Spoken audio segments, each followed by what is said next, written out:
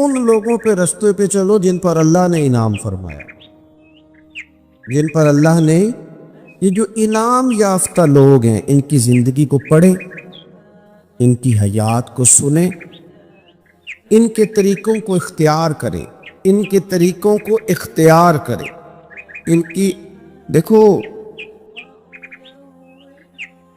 اگر آپ اپنے بزرگوں کے طریقوں پر چلیں گے نہیں نا، وہ خالی اظہار نسبت سے آپ کو بھی نہیں مزہ آئے گا، تو بندہ ڈسٹرب رہتا ہے۔ وہ کہتے ہیں یہ کیا بات ہوئی یار، بزرگ میرے ادھر جا رہے ہیں میں ادھر جا رہا ہوں، طریقے پہ چلے، طریقے پہ، یعنی خالی یہ کہہ دینا میرا فلانے سے بڑا رشتہ ہے، اس سے بات نہیں بنتی۔ اور یہ سمجھ لیں آپ دنیا داری کے لحاظ سے بھی اگر آپ کہیں نا کہ وہ فلانا آدمی میری برادری کا ہے، میرے قبیلے کا ہے، تو فٹافٹ ہی لوگ مانتے، پہلے دیکھتے ہیں کہ تیرا اور اس کا رہنا سہنا ایک جیسا ہے، رسم و رواج ایک جیسے ہیں، کیونکہ برادری اور قبیلوں کے طریقے آپس میں ایک جیسے ہوتے ہیں۔ لب و لہجہ، یعنی کہہ دیا جی میں چشتی ہوں تو لوگ پوچھیں گے نا کہ تیرے اندر کوئی خواجہ صاحب والی بات بھی پائی جاتی ہے کہ نہیں؟ میں اس قبیلے سے ہوں جن کو نقش بندی کہا جاتا ہے، تو پوچھا جائے گا کہ حضرت باولک نقش بند بخاری، حضرت مجدد الفسانی رحمۃ اللہ علیہ کی تعلیمات، افکار کا بھی کوئی اثر ہے کہ نہیں؟ میں بڑا مضبوط سہروردی ہوں، تجھے پتہ ہے شیخ شہاب الدین سہروردی نے کتاب کون سی لکھی ہے؟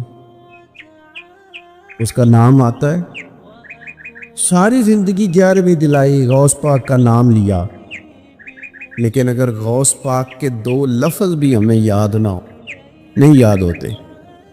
پوچھ لے کسی سے کہ غوث پاک کا کوئی قول سناؤ، نہیں یاد ہوتا، مزاج نہیں، طبیعت بس ٹھیک ہے، مزاج ہے ہمارا، ہم جدھر ساری دنیا چل رہی ہے ہم بھی ادھر چلتے۔ تعلیمات کو سمجھیں، ان کے طریقے کو سمجھیں۔ غوث پاک رضی اللہ تعالیٰ عنہ مادرزاد ولی ہیں، نانا بھی ولی ہیں، والد بھی ولی ہیں، پھپھی بہت بڑی ولی ہیں۔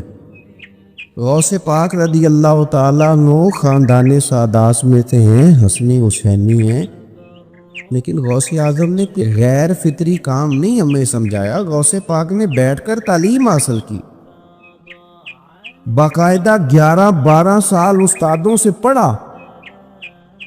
میں کیسے مان لوں شخص کو جو کہتا ہے میں علم لدنی والا ہوں جی، خالی دعا سے کام چل رہا ہے؟ او بھائی دعا سے کام چلتا ہے، کون منع کرتا ہے؟ لیکن غوث پاک کے خاندان سے بڑا تو ولیوں کا خاندان ہی کوئی نہیں، تو دعا دے دے تو کام چل جاتا۔ انہوں نے قرآن پڑھا، حدیث پڑھی، فقہ پڑھی، اصول پڑھے، ان کو آگے پہنچایا۔ نہ کریں گے ظلم قوم کے ساتھ، نہ کرے، جاہل لوگ لا کے مسلط کر دیے، بٹھا دیے۔ اور میں آپ کو بڑے تجربے کی بات بتاتا ہوں، جاہلوں کی پیری مریدی عالموں سے زیادہ ہے۔ عالم بیچارہ نہ تو کرامت سنا سکتا ہے، جھوٹ کیسے بولے گا؟ کوئی بات اس نے اگر بیان بھی کرنی ہے تو پہلے دیکھنا ہے کہ قرآن و سنت میں اس کی کوئی دلیل، کوئی اصل ہے کہ نہیں۔ تو جاہل تو فارغ ہے نا، جو مرضی کہہ دے گا، کام چلتا ہے۔ ان کی کرامتیں بھی زیادہ ہیں، ان کے اور بڑے پکے پیڈے الفاظ کے ساتھ کہیں گے یہ ہمارے سادی دعائی بات، دعا بھی نہیں کرتے، وہ بھی کسی سے کراتے، نظر کا ہی فیض ہے۔ میں کیا وہ تقریر نہیں کرتے، میں کیا اوندی نہیں سو تاں نہیں سو کردا، ہاں اوندی تو ضرور کردا، انہیں جوگا نہیں بیچارہ، اس لیے اس نے مولوی ساتھ رکھا ہوا ہے۔ میں صحیح کہہ رہا ہوں، اس کو سمجھیں آپ؟ کہتے ہیں جی نہیں یہ تقریر کرنا مولویوں کا کام ہے، مولویوں کا کام ہے۔ 42 سال 42 ایئرز غوث پاک جیلانی نے منبر پر بیٹھ کر لوگوں کو تقریر سنائی ہے۔ اگر اس کو آپ خالی مولویوں کا کام سمجھتے ہیں تو الحمدللہ ہمیں مبارک ہو، پھر تو غوث پاک بھی مولوی نکل آئے ہیں، اور تو مزہ نہیں آ گیا مولوی ہونے کا؟ کیا تماشا بنایا 12 سال تعلیم حاصل کی، پھر دین پہ لانے کے لیے کون سا ذریعہ؟ میں تعویذ لکھ کے دیتا ہوں، میں قائل ہوں، اور میں تلاش کرتا رہا ہوں کہ غوث پاک نے تعویذ کون کون سے لکھے ہیں، مجھے ملے کوئی نہیں۔ سفید رنگ کی بوتل میں دم کرتے تھے، یہ کالے رنگ والی میں مجھے کوئی نہیں ملا۔ صدقے کا بکرا کون سا منگاتے تھے، یہ مجھے ملا کوئی نہیں۔ 5.25 کلو چینی کس وقت منگائی ہے، میری سمجھ میں نہیں آیا۔ یہ جتنے کھاتے بنا لیے نا 12,000 زعفران کا دے دو، تعویذ لکھنا ہے، یہ ملا نہیں غوث پاک کی زندگی۔ غوث پاک نے تعلیم حاصل کی، اور پھر غوث پاک نے ممبر پر بیٹھ کر لوگوں کو دین بتانا شروع کیا۔ فرماتے ہیں پہلے چھوٹی مسجد تھی، لوگ زیادہ ہو گئے۔ لوگ کہتے ہیں فلانا بندہ فلانی چیز کی وجہ سے مشہور ہو گیا ہے۔ اگر آپ کو یہ پتہ ہے نا کہ اس وجہ سے مشہور ہوا ہے تو پھر وجہ وہ تو آپ بھی استعمال کر ہی سکتے تھے۔ اگر یہ پتہ ہے نا کہ اس طرح مشہور ہوا ہے تو پھر آپ نے بھی ہو جانا تھا۔ یہ پیچھے وجہ نہیں ہوتی، خدا کا فضل ہوتا ہے۔ آج تو چلو کو کسی میڈیا سے کسی ذریعے سے معروف ہو جائے، تو غوث پاک کے زمانے میں کیا ذریعہ تھا جی؟ شے کوئی نہیں۔ پر جب اللہ تعالیٰ انتخاب فرمائے اور مدد کرے، اس لیے میں کہا کرتا ہوں کہ ذرائع جدید استعمال ضرور کریں، لیکن ان کو سبب سمجھیں، باقی اللہ کی بارگاہ میں دعا کریں وہ مدد نازل فرمائے۔ وہ مدد دے تو کام ہوتا ہے۔ غوث اعظم کہتے ہیں چھوٹی مسجد، کہ لوگ بڑھ گئے تو مسجد بڑی میں جانا پڑا، پھر رش وہاں بھی زیادہ ہو گیا۔ کن لوگوں کا؟ تعویذ لینے والوں کا، ہاں نہ کرو نا، دعا کرانے والوں کا، پھوک والوں کا، تقریر سننے والوں کا رش ہوتا تھا۔ ساری کتابیں دیکھ لیں آپ، جتنی آج تک لکھی ہیں، کون لوگ آتے تھے؟ تقریر سننے والے، خطاب سننے والے، اپنے لیے کچھ فائدہ لینے والے۔ پہلے چھوٹی مسجد، پھر بڑی مسجد، پھر جامع مسجد، پھر عیدگاہ میں ڈیرا لگایا، پھر وہاں بھی حالات اور ہو گئے۔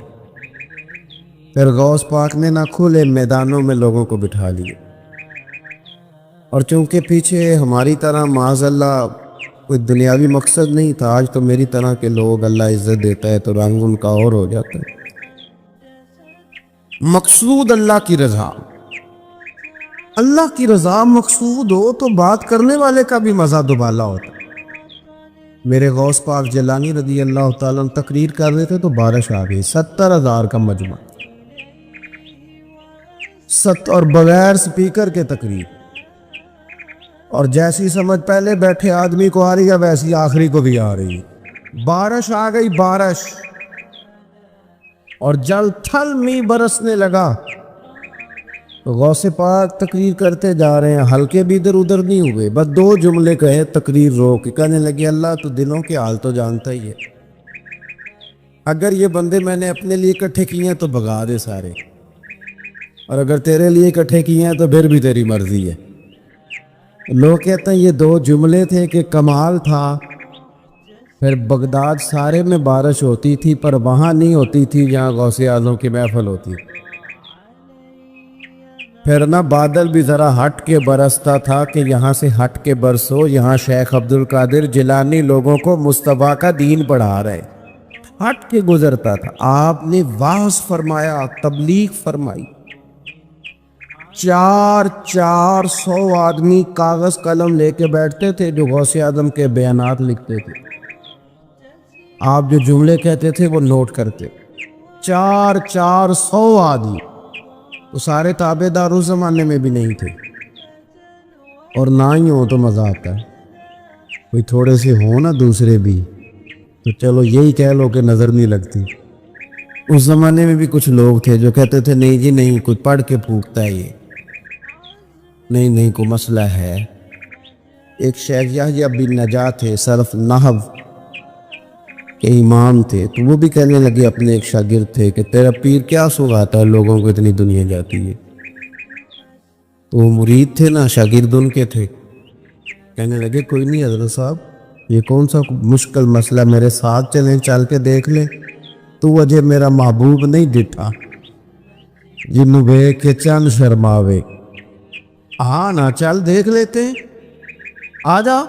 تو شیخ کہتے میں پہلے دن گیا تھا میں چہرے پہ کپڑا ڈال کے، کوئی دیکھے نہ کہ اتنا بڑا مفتی بھی کسی کی تقریر سنتا ہے۔ امام راضی کہتے ہیں علم بھی حجاب بن جاتا ہے، نہیں تربیت نہیں ہونے دیتے۔ بندہ کہتا ہے میں پڑھا لکھا ہی بڑا، اڑ جاتا ہے۔ شیخ یحییٰ کہتے ہیں میں چہرے پہ کپڑا ڈال کے گیا، پر جب غوث پاک کی محفل میں بیٹھا، رب رسول کی بات سنی، یوں لگا کہ ساری باتیں میری کر رہے ہیں، یہ میری تربیت ہو رہی ہے۔ پھر کپڑا آہستہ آہستہ سرکنے لگا۔ پھر میرے دل میں ایک دفعہ خیال آیا کہ لوگ دیکھ لیں گے کہ اتنا بڑا ہو کے تو بھی تقریر سنتا ہے۔ پھر میں نے کہا جس نے دیکھنا ہے دیکھے، ابا ٹھیک ہو گیا، غلامی کر لی تو کر لی، آزم یا تے لائیے ہی نہ تے جے لائیے تھے پھر توڑ دے بھائیے، دیکھنا جس نے وہ دیکھے۔ حضرت غوث اعظم رضی اللہ تعالیٰ عنہ کی محفل میں بیٹھا کہتے میں نے عجیب نظارہ دیکھا۔ غوث پاک کی تقریر ختم ہوئی تو ادھر سے 5 بندے کھڑے ہوئے، حضور چور تھے، اور آپ کی بات نے دل صاف کر دی، آج کے بعد پکی توبہ کر دی، محنت کر کے لوگوں کا مال بھی واپس کریں گے۔ پھر 10 ادھر سے کھڑے ہوئے، حضور بڑا لوگوں کو لوٹا ستایا، آبرو ریزی کی، آج ہم امیر ہو کے غریبوں کے پیر پکڑیں گے جا کے۔ 10 وہاں سے کھڑے ہوئے، حضور ہماری ماں روتی رہی پر ہم نے سنا نہیں، اور آپ کے قربان جائیں، جو آج آپ نے رنگ بھرا ہے نا، آج انشاءاللہ تب تک نہیں سوئیں گے جب تک اماں دعا نہ کر دے، جب تک راضی نہ ہو جائے۔ جب یہ رنگ دیکھا نا، شیخ یحییٰ کہتے ہیں میں تو پھر بدل گیا۔ اگلے دن میں ایک دھاگا لے گیا لمبا سارا، آج میں نے گننا ہے کتنے بندے توبہ کرتے۔ ہماری محفلوں میں نوٹ گنے جاتے ہیں، نوٹ، اور 3 بندے ہوتے ہیں نوٹ گننے والے، اور شرم آتی، یہ سٹیٹس رہ گیا۔ غوث پاک کی محفل میں گنا جاتا تھا کتنے لوگ توبہ کرتے۔ دھاگا میں لے گیا، چادر میں نے اوڑھ لی، اور جب محفل ختم ہوئی تو میں حضور غوث اعظم کے قریب ہی ممبر کے بیٹھا تھا، 5 بندے کھڑے ہوئے آج توبہ کرتے ہیں، میں نے 5 گرہیں لگائیں، بعد میں گن لوں گا، یہ طریقہ تھا اس دور میں گننے کا، گرہ لگا لو، گنڈ لگا لو۔ کہتے ہیں 5 لگائیں، پھر 6 کھڑے ہوئے، جلدی سے 6 لگائیں، پھر 7 کھڑے ہوئے توبہ کرنے والے، تو 6 7 میں لگاتا رہا، پھر 20 25 40 پھر 50 پھر 100 کھڑا ہونے لگا۔ اب میرے لیے گرے لگانی مشکل ہو گئی، میں کبھی بندے گنوں، کبھی غوث پاک کو دیکھوں، کبھی دھاگا دیکھوں۔ جب میں پوری طرح الجھ گیا نا، تو حضور غوث اعظم نے کرم کی نظر ڈالی اور فرمانے لگے یحییٰ، یار تو نے عجیب کام شروع کیا ہے، میں دلوں کی گریں کھولتا جاتا ہوں، تو لگاتا جاتا ہے، میں یہاں گریں کھول رہا ہوں اور تو لگا رہا ہے، اور پھر بھی اپنی کرامت نہیں بنائی۔ فرمانے لگے یہ میری وجہ سے توبہ نہیں کر رہے، یہ خدا کے فضل سے کر رہے، اور فرمایا یحییٰ خدا کا فضل گنا نہیں جا سکتا، وہ شمار نہیں کیا جا سکتا۔ 5000 یہودی اور عیسائی، غوث اعظم فرماتے ہیں وہ ہیں جنہیں میں جانتا ہوں جو میرے ہاتھ پہ کلمہ پڑھ کے مسلمان۔ آپ آج کروڑوں کی آبادی میں رہتے ہیں نا، اس لیے 5000 کو چھوٹا سمجھتے ہیں، اور جہاں آبادی کل 25,000 ہو، اور اس علاقے میں یہودی عیسائی ہوں ہی اتنے، اور وہ سارے ہی آ کے غوث پاک کے ہاتھ پہ کلمہ پڑھ جائیں، پھر آپ اندازہ فرمائیں کہ حال کیا ہوگا۔ اور جنہوں نے توبہ کری وہ تو لاکھوں میں، گنے نہیں جا سکتے۔ پتہ کیا ہے، ہم لوگوں نے نا دین کو اس کے مزاج کے مطابق سمجھنا ہے، پھر ہمیں دین فائدہ دے گا۔ غوث اعظم رضی اللہ تعالیٰ عنہ صبح مدرسے میں بیٹھ کر سبق پڑھاتے تھے، اسباق بھی پڑھاتے تھے، بچوں کو سبق دیتے تھے، اور باقاعدہ سبق جو کتاب و سنت کے ہمارے مدارس میں مروجہ اسباق ہیں وہ پڑھایا کرتے، اور صبح کے وقت تفسیر کا درس دیتے تھے، عصر کے بعد فقہ پڑھاتے تھے۔ آپ یہ دیکھو یار، ایک بات اچھی طرح سمجھنا، ایک صوفی صاحب تربیت کر رہے ہیں اپنے لفظوں کے ساتھ، اس تربیت میں زیادہ اثر ہوگا کہ اگر وہ قرآن پاک کی آیت پڑھ کے تربیت کریں گے تو اس میں زیادہ اثر ہوگا۔ لوگ سمجھتے نہیں بات کو، کہتے ہیں وہ حضرت کی باتیں سن کے آیا ہوں۔ او بھائی، حضرت اگر درس قرآن دیں گے تو وہ نکلے گا حضرت کے منہ سے ہی، پر پیغام اللہ رسول کا ہوگا۔ وہ تربیت اس رنگ میں کریں۔ اگر وہ درس حدیث دیں گے تو وہ سمجھائیں گے ہمیں ہی، اور پیچھے جو بات ہوگی وہ مدینے والے رسول کی ہوگی۔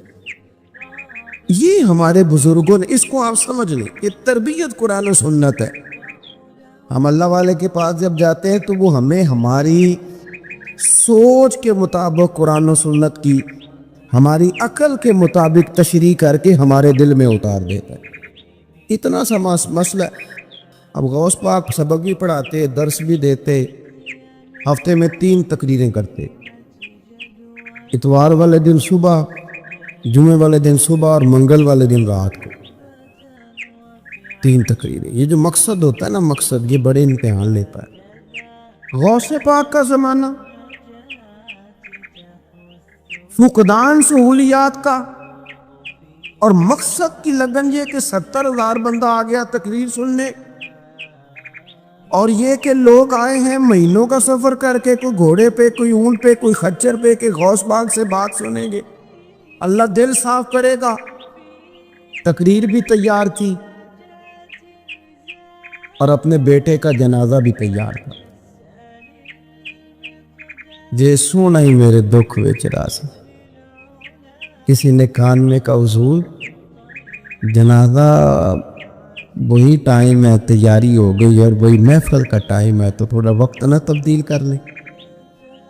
تو غوث اعظم فرمانے لگے میرا رب کریم جانتا ہے نا کہ یہ وقت لوگوں کے آنے کا، تو اگر بیٹے کے لیے جناب اسرائیل کو بھیجا ہے تو جس بات میں اللہ راضی ہے میں بھی راضی۔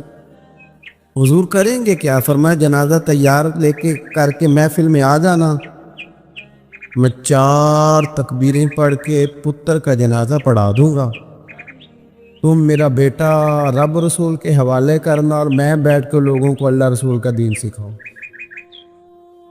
یہ لگن ہے مقصد کی، یہ درد ہے۔ اس درد میں لپیٹ کر جب لوگوں کو دین پڑھایا جاتا ہے نا، تو پھر وہ تقریریں نہیں ہوتی، پھر وہ دین روحوں تک اتر جاتا ہے۔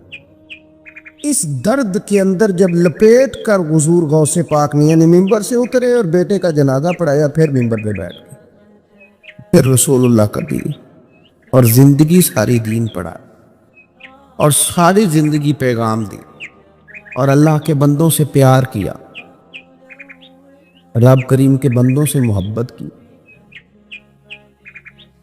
غوث اعظم رضی اللہ تعالیٰ عنہ کشتی جہاں چلتی تھی نا دجلہ کے کنارے، وہاں کھڑے تھے تو ایک غریب آدمی رو رہا تھا۔ غوث اعظم رضی اللہ تعالیٰ عنہ نے اسے بلا کے کہا کیوں روتے ہو؟ کہنے لگا حضور غریبی مستقل رونے والا مضمون ہے، یہ موضوع ہی رونے والا ہے، سب روگاں دا روگ محمد جس دا نام غریبی، کنڈ بلا کے لنگ جان دینی دوست یار قریبی، یہ عنوان ہی رونے والا ہے، میں کیا کروں؟ فرمایا کیا ہوا؟ عرض کی حضور غریب ہوں، کرایہ کوئی نہیں تھا، بیٹھ گیا ہوں کشتی پہ، ملا مجھے جانتا ہے، میرے محلے کا ہے، میں نے اسے کہا پیسے بعد میں لے لینا، مجھے سفر کرا دے، لیکن اس نے کہا میں نے مفت خوروں کے لیے کشتی نہیں بنائی، نیچے اتار دے۔ حضور چلو نہ لے جاتا بات الگ تھی، لیکن سارے محلے داروں میں جو میری ذلت ہوئی وہ مجھے بڑی تکلیف کر گئی۔ غوث پاک نے خالی تسلی نہیں دی، میری تبکی نہیں دی، گھر گئے 100 دینار لائے، ملاح کو بلایا، اس کو 100 دینار تھما کے فرمانے لگے آج کے بعد جو غریب آئے نا اسے رسوا نہ کرنا، اسے عبد القادر جیلانی کے کرائے پہ سفر کرا دے،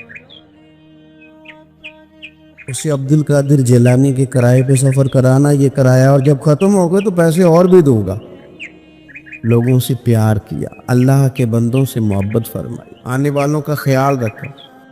اب ایک مسئلہ ہے بدگمانیوں کا، اس کا علاج کوئی نہیں، بدگمانیوں کا کوئی علاج نہیں۔ کچھ لوگوں کو اس دور میں بھی بدگمانیاں تھیں کہ دیکھو اتنے سارے جناب تحفے تحائف اور فلانی شہر، لوگوں کو تحفے آتے نظر آتے، واپس جاتے نظر نہیں آتے، لوگوں کو آتے نظر آتے ہیں پر واپس جاتے نظر، بڑا بڑا مسئلہ ہوتا ہے۔ آپ کو ہر چیز کا حساب کتاب دینا پڑتا ہے اور آپ بڑی مشکل میں آ جاتے۔ غوث پاک نے نا 100 گھوڑے، ملا علی قاری نے لکھا 100 گھوڑے غوث پاک نے اکٹھے خرید لیے، خریدے بھی ذرا عربی نسل کی۔ ترجمہ کرا اج تک کی بند ہے اس گل دا، یعنی 1.25 کروڑ والی پجارو تے وہ بھی 100، بڑی مشکل میں نہیں آ جاتے دیکھنے والے۔ دسو مولوی صاحب دا کی کام میں اینیاں گڈیاں وہ کٹھیاں وہ ہے گل، تو غوث پاک نے 100 گھوڑے کٹھے ہی، یہاں ایک روایت ہے کہ 50 گھوڑے عربی نسل کے مہنگے، اس دور میں وہی عربی نسل کے گھوڑے کمانا وہی تھا جو آج آپ کے آنا لینڈ کروزر کمانا۔ ایک غوث پاک کا مرید تھا تو ایک شخص سے کہنے لگا چل میں تجھے اپنے پیر صاحب سے ملا کے لاؤں، ملا علی قاری نے اس کو لکھا ہے، تو وہ کہنے لگے میں نہیں جاتا پیروں کے پاس۔ اس نے کہا چل تو صحیح، وہ لے آیا۔ پہلے دن داخل ہوئے تو غوث پاک کے استقبال میں 50 گھوڑے بندھے ہوئے۔ پہلا شکوہ، کہنے لگا یار غصہ نہ کرنا، یہی ہوتی ہے نا باتیں، اسٹائل بھی یہی ہوتی، غصہ نہ کرنا، ویسے ایک گھوڑے سے بھی کام چل ہی سکتا ہے۔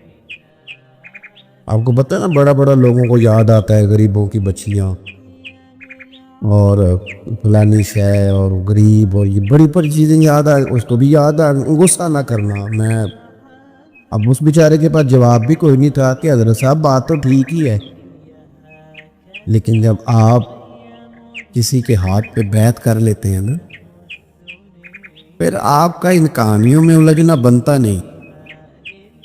پھر آج یہ تو باتیں پہلے کی تھی نا، سوچتے پہلے، تو بات ہو گئی، اب تو عمل کرنا ہے۔ تو ہوتے ہیں کچھ کچے بندے بھی جو سارے دن سیدھے سیدھے ہونے میں ٹائم گزار دیتے ہیں، اور جب تک پکے ہوتے ہیں تب تک کام ہی کھڑا ختم ہو جاتا ہے۔ غوث پاک کا وہ مرید کہنے لگا یار بات تو تیری ٹھیک ہے پر چلو میں پتہ کروں گا 50 کیوں ہیں، آئے ملے، لیکن وہ روز تانگ کرتا وہ بندہ۔ پھر پوچھا پیر صاحب سے 50 گھوڑے کیوں رکھے ہیں، پھر پوچھا پیر صاحب سے۔ یہ اس شخص نے لکھا ہے جنہوں نے مشکات کی شرح بھی لکھی ہے۔ میں صوفی درویش کی بات نہیں کر رہا، ایک محدث کی بات کر رہا ہوں جنہوں نے بات لکھی۔ فرمانے لگے وہی بندہ اعتراض کرنے والا بیمار ہو گیا، جگر میں کوئی ایسی تکلیف ہوئی کہ بغداد کے سب سے بڑے طبیب نے کہا کہ تیرا علاج صرف ایک صورت میں ممکن ہے کہ عربی نسل کا گھوڑا ہو، اسے ذبح کریں گے، اس کا جگر نکالیں گے، وہ تجھے کھلائیں گے دوائی میں، اور 50 گھوڑے ہوں گے تو ٹھیک ہوگا۔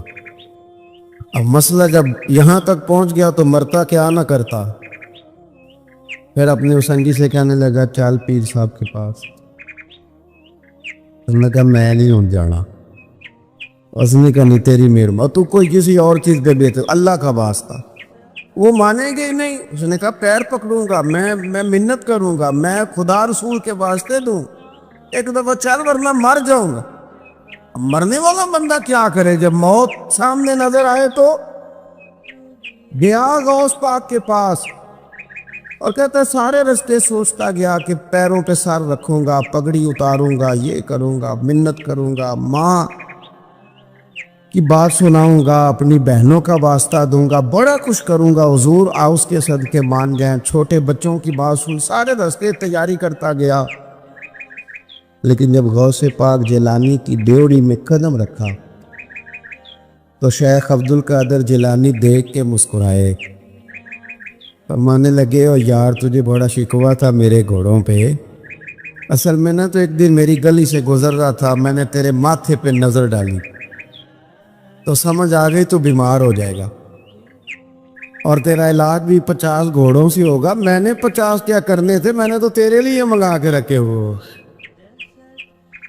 کچھ تو مجبوریاں رہی ہوں گی، یوں ہی کوئی بے وفا نہیں ہوتا، او خدا کے بندے تیرے لیے رکھے ہیں، فرمایا چارہ ڈالنے کی بھی ضرورت نہیں، وہ میرے مرید ہی ڈالیں گے، تو روز آیا کر، ایک لے جایا کر، اپنا علاج کرا کرنے لگا، حضور مرید کر لیں، فرمانے لگے جو اتنے امتحان لے کے بیعت کرے اسے نہیں کیا کرتے، تو مرید ہی ہے، تو لے جا کھا، اور اپنا آج تک لوگوں کو بدگمانیاں ہوتی، اور یہ ہو نہیں سکتا کہ آپ سچی بات کریں اور آپ کو مشکل نہ آئے، یہ ممکن نہیں ہے کہ آپ خیر کا رستہ اختیار کریں اور وہ رستہ دشوار نہ ہو، وہ تو جو بھی اس رستے پہ چلے گا، وہ جتنا مرضی بڑا بھی ہو، جتنی بڑی قریب کی نسبتیں بھی رکھتا ہو، وہ شہزادہ کیوں نہ ہو جس نے محبوب کے کندھوں پر سواری کی ہے، جو بھی اس رستے میں چلے گا حق کے رستے میں اسے مشکل تو آئے گی، فرمایا اب چوتھا کام اور آخری کام یہ کرے کہ وَتَوَاصَوْا بِالصَّبْرِ، اس رستے میں صبر کی تلقین کرے۔